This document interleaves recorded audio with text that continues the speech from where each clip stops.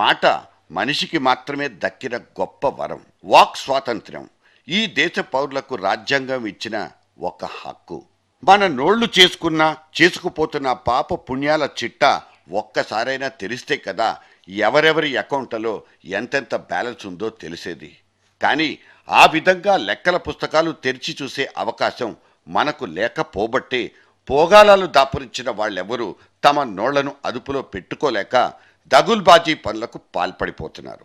ఈ స్టేట్మెంట్ ఇప్పుడిక్కడ ఇచ్చుకోవడానికి కారణం మే 5 అనబడే ఈ రోజుతో మనమంతా ఒక అదృష్టానికి నోచుకోబోవడమే. అవును, ఈ మే 5తో గత 3 నెలలుగా బజార్లలో పడి ఈ రాజకీయాలంతా పారేసుకుంటున్న నోళ్లకు ఒక్కసారిగా తాళాలు పడిపోతాయి.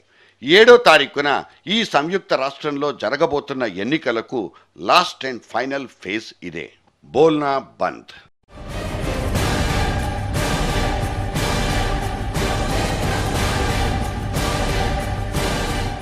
ఒంటికో జెండా కప్పేసుకుని చేతికందిన మైకు గొట్టాల ముందు ఒకళ్ళ మీద మరొకళ్ళు యథేచ్ఛగా నిరాటకంగా పాల్పడిపోయిన దూషణ భూషణ తిరస్కారాల తిట్ల పర్వం మొత్తం ఇవాటితో గ్రైండింగ్ హాల్ట్కొచ్చేసినట్లేనన్నది ఎలక్షన్ కమిషన్ నియమం చెప్తోంది.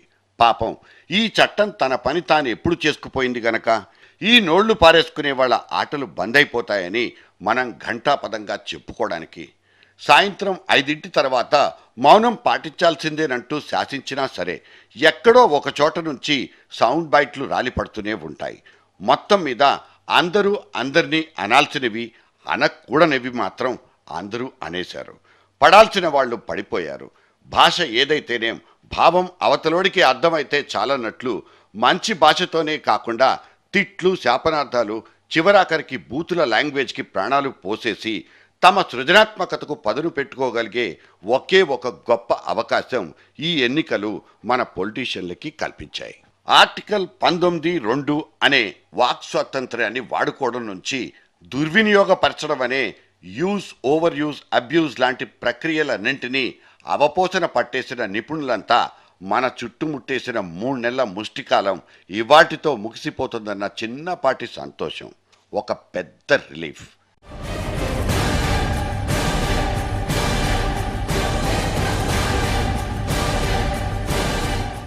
అసెంబ్లీలు పార్లమెంటుల్లో మాత్రమే ఒకళ్ళ మీద మరొకళ్ళు మురికి నీళ్లు ఎత్తెత్తి పోసుకుంటున్నారు కదా అంటూ టీవీల్ని కట్టేస్తే ఆ భాషకు మరింత అందమైన హెడ్డింగులు పెట్టి ఆ మరుసటి రోజు పేపర్లో అచ్చేసుకుని తెల్లారేసరికి మన మొఖాలన కొట్టేస్తున్నారు.